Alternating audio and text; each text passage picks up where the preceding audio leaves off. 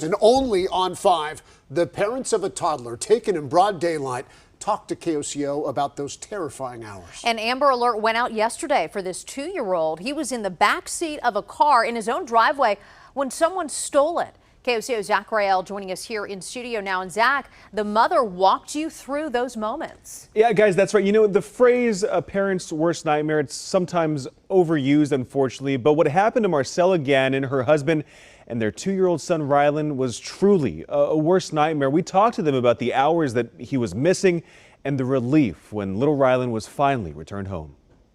And that's all you think about, like the worst thing that can happen and what you did wrong and what you could have just done to prevent it. What happened yesterday? Walk us through it. It was just, I was on my way out of my driveway and my dog decided to sneak out of the gate.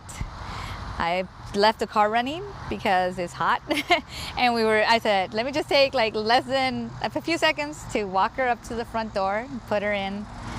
And next thing you know, as I'm turning around and my car's just down the street and I'm trying to chase after it. How long did everything take to happen?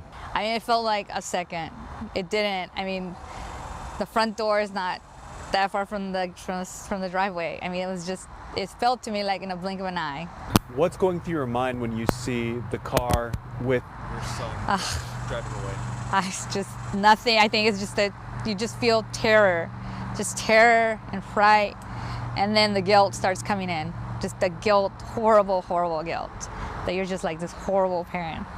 And it's just, so it was really, really hard. And I was like, even thinking about it, like, it's a terrible, terrible feeling to feel that. And just, you don't know. The horrible, everything that's bad that can happen goes through your head.